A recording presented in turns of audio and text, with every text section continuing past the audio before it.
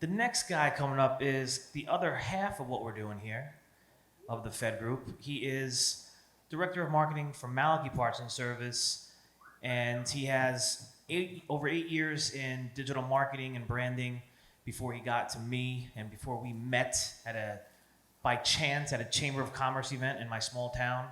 And since then, we've been putting out videos almost every single day. He has been editing all of them himself, and a lot of work has been going into this. So if we want to give a round of applause for our next keynote presenter here, Angel Quiroz.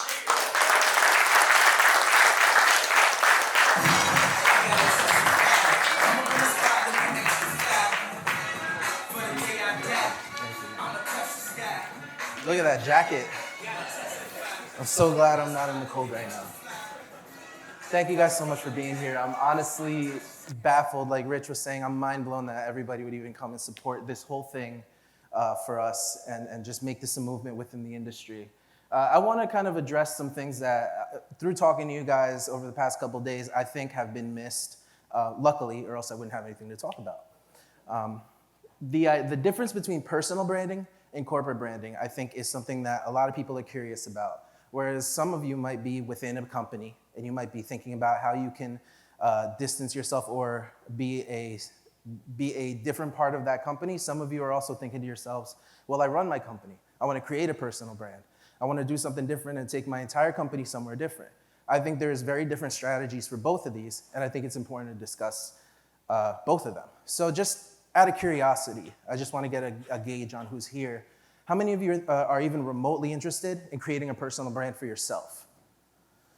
All right, it's a good number of you. How many of you are thinking from a corporate level, like you're in a company or you own a company and you want to move that company in a different direction as far as your marketing goes? Okay, so it's pretty split. That's perfect. So let's discuss some of the major differences between personal and corporate branding. So I'm going to start with personal. I'm going to start with why you yourself should take yourself as a brand and talk about yourself and the things that you like and all the things that you identify with. So your personal brand is an extension of who you are, not only as a person, but also professionally. A big part of this industry, I feel, is relationship-based. We've heard this all week long. We've been talking about it all the time. It's about building relationships. It's about getting to know people. And what better way than to build a brand specifically for LinkedIn, which is what I'm going to hone in on today, and really let people know who you are just through LinkedIn or just through Instagram. I think it's super important and super useful because you don't have to necessarily go around to shake every single person's hand and build a connection to them just to get introduced to them. You can introduce yourself to hundreds of people a day if you're putting out content consistently. So why build a personal brand? I'm going to start with a few different things. There's me eating pizza, which is my personal brand. I love pizza. And I'm in the cold there. But the very first reason that you should be creating personal content for LinkedIn and for this industry is because it's attractive. Not only is it attractive to your colleagues, not only is it attractive to people that you want to work with, but it's attractive to your boss. It's attractive to the people that are hiring you, that are paying you to do your job. I know a little bit about that working with Rich. The better my brand gets, the better Rich's brand will get, the better Malachi's brand will get. I think it was Carlos who addressed a similar concern when they were talking about, well, what if I'm inside of a company and the company doesn't necessarily mesh well? It was AmeriCooler. It was Giancarlo. That's who it was. What if I want to build a brand, but the company doesn't necessarily want that? It's kind of up to us as individuals to say to ourselves, what can I do to benefit this company from a content standpoint? And how can I make it fit within the context of Heritage, Hobart, any service companies in the room? What can I do to benefit the overall arc of the company? That becomes attractive to your boss. That becomes attractive to your employers. And then that becomes attractive to people within the industry at large. The next reason that you should be creating a personal brand, if this is what you want to do, is that it's inevitable. So a lot of the negative stuff that I hear about social media, and I've had these conversations in other places when we're going and traveling, is, well, the narrative. What if word of mouth is really what's at play? It's really what matters. And I completely agree, which is why it's even more important for people to get to know the real you directly from you, as opposed to somebody telling somebody else that maybe they don't like you and they shouldn't work with you. It's an ability to control your narrative. It's a differentiator. It'll benefit you in the long run because let's say, for whatever reason, you want to go and move on. You want to move up the ladder. Maybe your boss is recommending you to a different place to explore a new option within this industry. Now you're a differentiator. You have something to yourself that doesn't belong to your company, but people see how big of an asset you are to them. And people see that you're willing to do the overtime, you're willing to work harder, you're willing to work more diligently just to get across the same message that somebody else would do at a networking event. Now you're networking at scale. Now you're networking on a large platform. So how do you even start doing that? I mean, this was supposed to be really practical. This was supposed to be a place where we go and we're getting the techniques on how to exactly create content, build your brand, understand the concepts, grab all that information, take it with us, and better ourselves and better our companies. So I'm gonna talk about all of that. I just wanna read this little quote that I thought was great. It's kind of wordy, it's kind of lengthy, but it's great. Building a profitable personal brand online is not a sprint and something that happens overnight. Don't aim for perfection early on. Instead, allow your brand to evolve naturally over time and focus on massive value and over-deliver to your target audience. Then you will get more clear over your message and brand as well. Always remember that. So my main point here is that your brand needs to belong to you and it has to start immediately. Don't overthink it. Don't start by trying to put together a team to create some sort of big production. It's not gonna matter because you're not gonna have the tangible skills yet to create a perfectly executed video. Start small. Start with taking out your phone, like Rich always does, he holds up his phone, and use that to create your first video. Little by little, you start learning about what you like and what you don't like within the world of content. This is for personal branding. I'm gonna get to corporate and companies themselves later on. Start that way. The biggest way to start is by the mindset and the details behind creating a story. That becomes your brand. What do I mean by that? Your story is completely individual to you. Nobody else, and we've talked about this again this whole week, nobody else has taken over from their parents the way you guys have, the way Rich has. Everybody has their own little corner of this industry where they can say, I'm completely unique in the way I see this industry, the things that I believe about this industry, and what I want to get across. So my story is simple. I had epilepsy. I do have epilepsy. Got diagnosed at 16. Went to the hospital around 21 when I had 5 or 6 seizures in a row. And while I was laying in my hospital bed on this little shabby TV that was black and white and fuzzy, there was a documentary on that was called Art and Copy. Anybody ever hear of it? Ever seen it? Art and Copy is a documentary about the biggest branding and marketing campaigns in history. Volkswagen Think Small. Apple Think Different. The very first Apple commercial that didn't even show the product. And I watched this thing for 2 hours. And I knew after that moment, laying in a hospital bed, I wanted to do marketing for the rest of my life. No matter what I was marketing, no matter who I was marketing to, that's what I wanted to do. So I think it's really simple to say, you have to figure out what you want to come across as, and you have to deliver on that. That's the very first step. If you're thinking to yourself, I'm in this business, there's so much red tape around me, I have to go through all these higher ups in order to do anything, you don't have to go through higher ups to tell your story. Simple as that. So what are the steps? I wanted to give you guys actionable items if you wanted to take this home and do it right now. If you wanted to go up to your hotel room and start on it, you could do it. First of all, figure out who you are.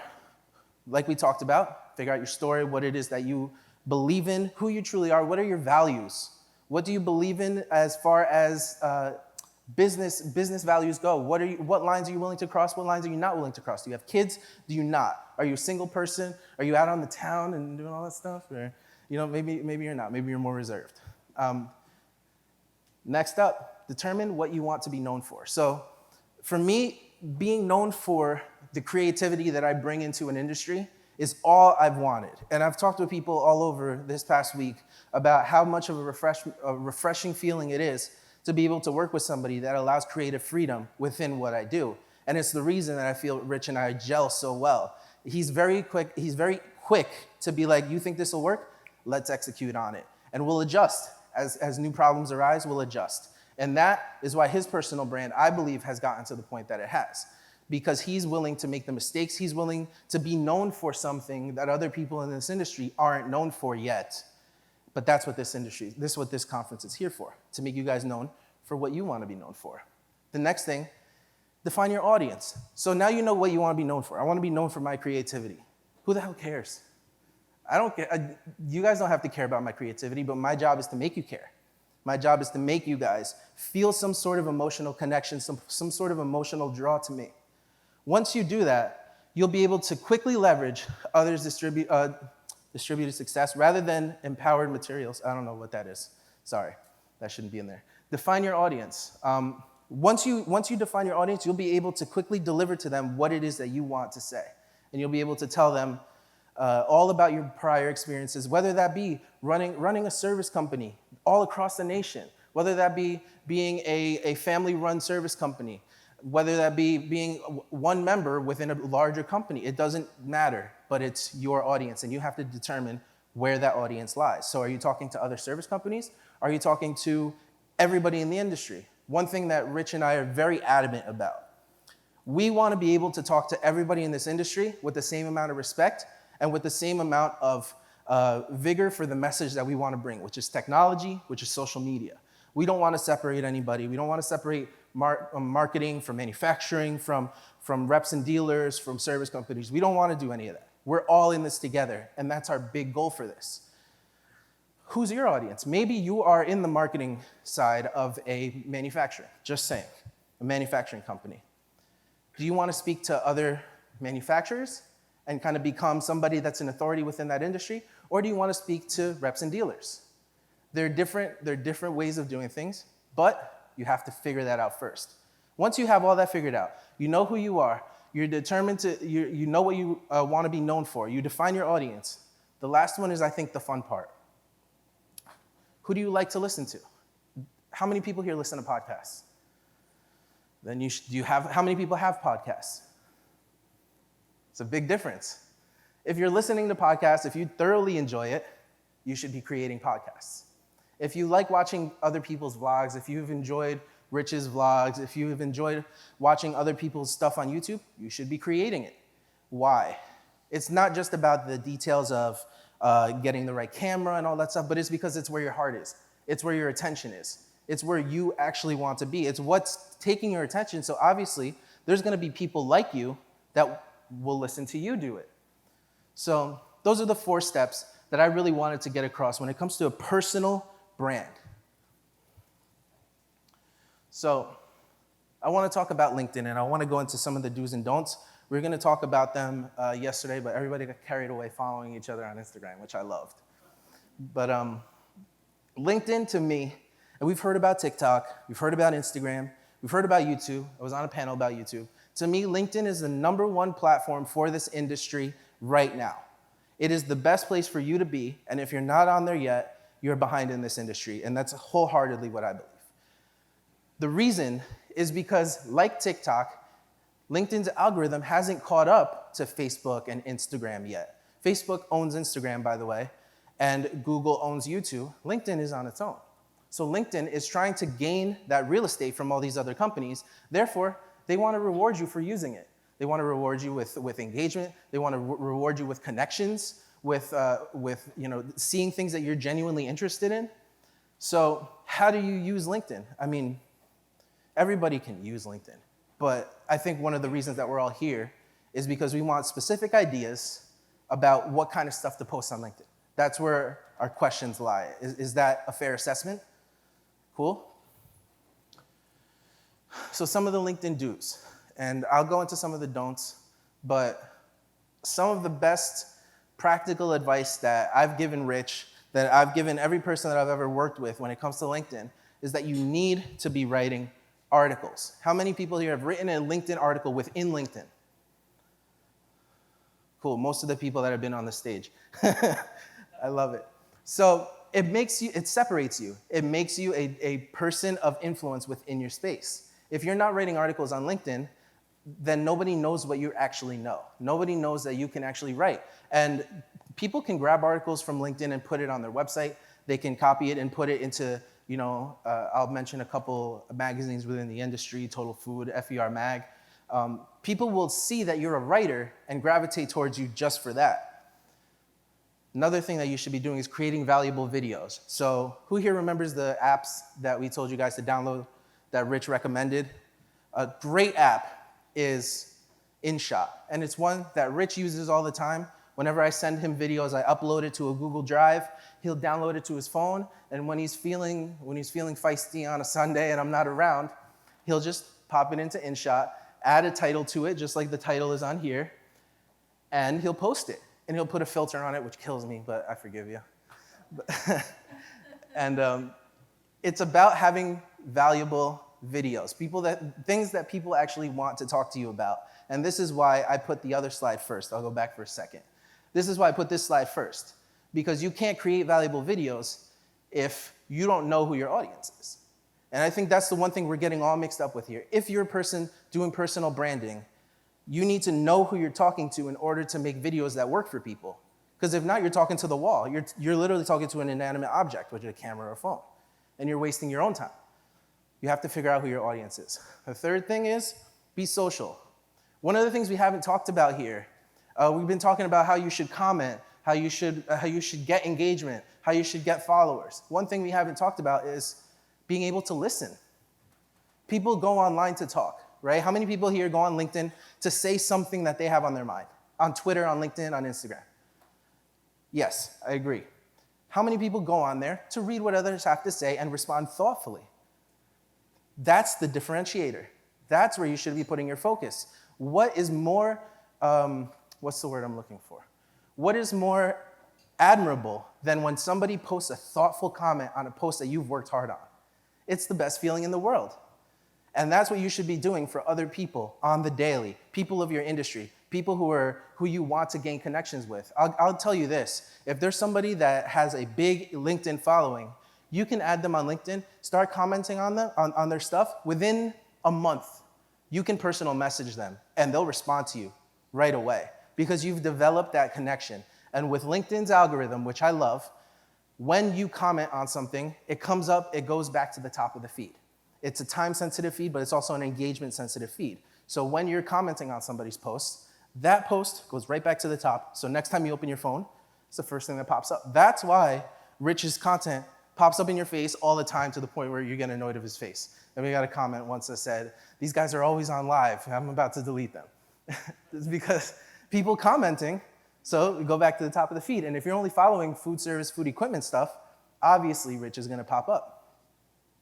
The last thing, share your accomplishments. Before we left for Miami, we hit our third video at 1K in under 24 hours, 1K views on YouTube, which to us was a super accomplishment because we had never hit that big of a number. And we realized that we learned our audience really enjoyed watching Rich eat. We had comments from people saying, who here knows what Barstool Sports is? Yeah, we had comments of people saying, you are not Dave Portnoy. You are not him. And it's funny. And then other people were like, oh, I got to go back to Bayonne. I miss it so much. I feel like, the pizza's so great. But meanwhile, in the video, this is 1,000 views in under 24 hours. I think it's at 2,000 now. Within the video, he's mentioning what ovens the pizza's being cooked in. He's talking about the kitchens. He's talking about all things that are industry related. Meanwhile, he's out in Bayonne goofing off with us and just, having fun. And we did this on a Saturday. I had to come in on a Saturday. Unbelievable.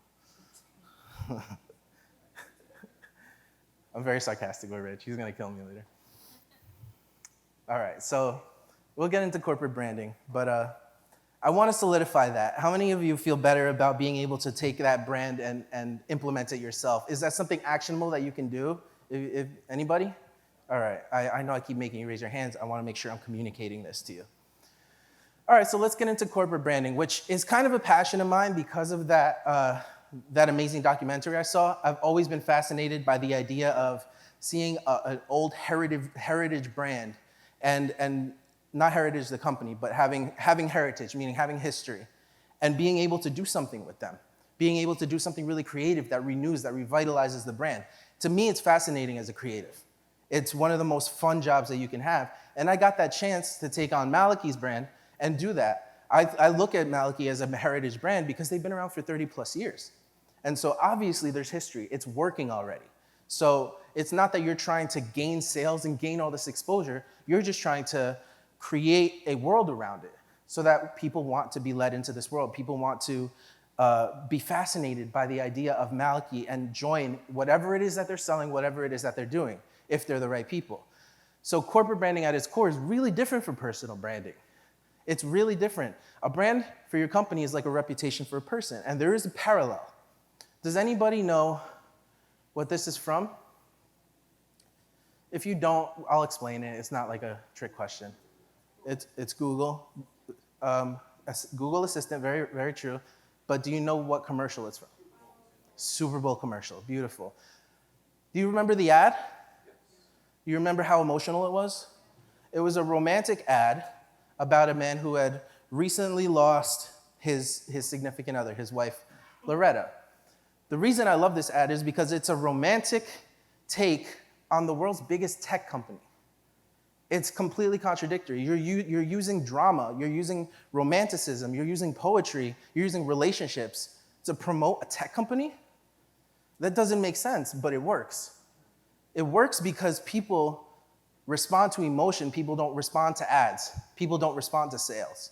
And that for me was the most important thing when I was working with Rich. I want to find the gem within the company and showcase it and show how different that is from any other company. Even if a company is bigger than us, better than us, has more technicians, they don't have Maliki Cares.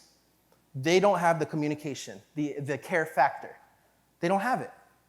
They might be able to care, they might be able to communicate, but they're still not known for it. And that's my point. When you're in corporate branding, maybe you're a director of marketing, maybe you're creating ads for a manufacturer, or maybe you're creating ads for a service company. The important thing is to connect with emotion. Emotion first, information second. The reason for this is that now your information is tied directly to what you were feeling at that moment. There's a famous saying, I didn't even write it down, I forgot. You know, you don't always remember what people say, but you always remember how they make you feel. Maya Angelou, exactly, beautiful. And to me, that's 101 for marketing. Always make people feel something.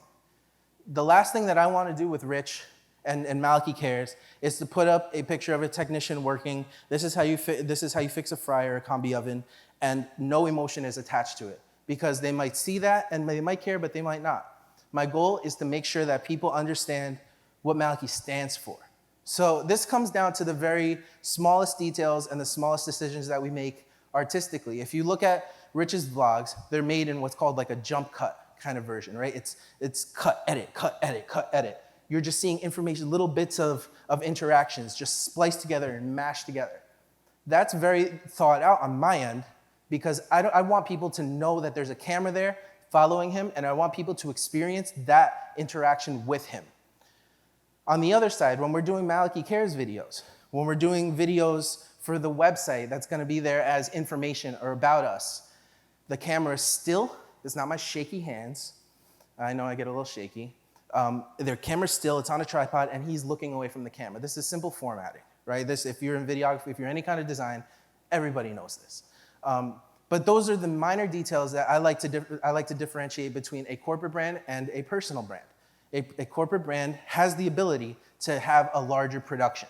They can get more detailed with what they want to do, but now it just requires you to be thoughtful about what message you're actually sending about your brand. So it's from Google. A commercial made you feel. So these are some of the biggest brands in the world, especially Nike, Shell, Mercedes-Benz. IBM is in the corner there. You can kind of see it, Audi. For me, a brand is a universe. It is a universe that you create. I'm gonna keep reinforcing that. And you have to invite people into that universe. To me, Nike is one of the best components of that. From Be Like Mike, who remembers Be Like Mike, all the way to anything you can do, I can do. Yeah, exactly. All the way down to Colin Kaepernick. Feel how you feel about him. It was a very effective ad from Nike, and they sold a lot of shoes. Is it because they had a sale? Is it because they, I don't know, created an ad list and they put out serial numbers of their shoes and like order now? It's because they connected emotionally to what their audience wanted. And that's what I'm trying to do with Malachi Cares, is I want to connect emotionally to the wants and needs of this industry. So just a breakdown. This is kind of a subjective breakdown. This isn't necessarily law, but an industry, a company brand consists of these things: logo identity, content, marketing, and user retention. To me, all these things aside, everything we're talking about in this conference put to the side, if you can't retain your customers with the right kind of experience, they're gonna leave and you're gonna have to bring in new customers. But let's talk about these three. Logo identity. That's your stationery, that's your business cards, that's the cool polo shirts with your logo on it, that's the banners, the signage outside your buildings. All that stuff, for me, makes up 5% of your company brand. Content makes up 25%. Your videos, the way you edit them, the message that you're telling, makes up about 25%. Another 25%, marketing. Where are you placing those videos? So those two together, content and marketing, add up to 50%. In my mind, if you have the right content and no marketing skills to be able to put them in front of the right eyes, you don't have a marketing team. You don't have a good, efficient ad. If you know exactly where to put all of your ads and you're great at it, you're great at SEO, but you don't have good content, you're also not able to convey the message that you want. So for me, the pairing of these three needs to be impeccable from a corporate standpoint. You have to be able to have meetings about these things and understand where you want to go, what you want your business to be like, what you want it to be known for, how you want your world to be perceived. What do the people of your world look like? Ed mentioned an avatar. How many knew the idea behind an avatar? An avatar is essentially the person that you would ideally be working with, that your company would be servicing. What do they look like? Where do they live? What kind of job do they have? Every little detail about that company. And I think Jen Davis has talked about this as well. What do you want them to be like? And if you can convey your message to them, then you're winning. Then you're being effective. If you're not conveying your message to them, or you're doing something that wouldn't appeal to them, you're not winning. You're not conveying your message properly. So my main takeaways from this talk, very first and foremost, if on a personal side, you don't need anything but your own experiences that you have right now as you're sitting in these chairs. You don't need anything but that to start. All you need is that, start writing some articles. And this, to further this point quickly, use the vehicle that you would like to use, that you feel most passionate about, to relay your message. If you're great at writing articles, write articles all day long. If you're great at doing video and being on camera, do that. If you're very photogenic, do that and get your point across through the captions. But all you need is what you know now. Especially the people here in this room are some of the most hardworking and intelligent people with years and years of wisdom that I've ever met in my life. And I think it's important for us to get to the next level where we're reaching next generations to be able to pass on that wisdom, to be able to pass on that knowledge. Personal brands and corporate brands are very different. It's a main takeaway from this. I want people to understand that when they're going into a marketing meeting, you're not marketing a personal brand like Rich Malachi, you're marketing a corporate brand like Nike. Also, and this is kind of a big sticking point for me as a designer, I used to have to sell logos for $5 on Fiverr. Branding is not a logo. So if somebody messes up your logo, or if something goes wrong with, you want to revamp your logo, it's not really going to matter all that much in the grand scheme of things. The messaging is more important than the logo. Not to say you should have a bad logo. Please don't have a bad logo. But it's less important than the overall message of your company. Thank you guys so much. I'm really honored to be here. Awesome. All right.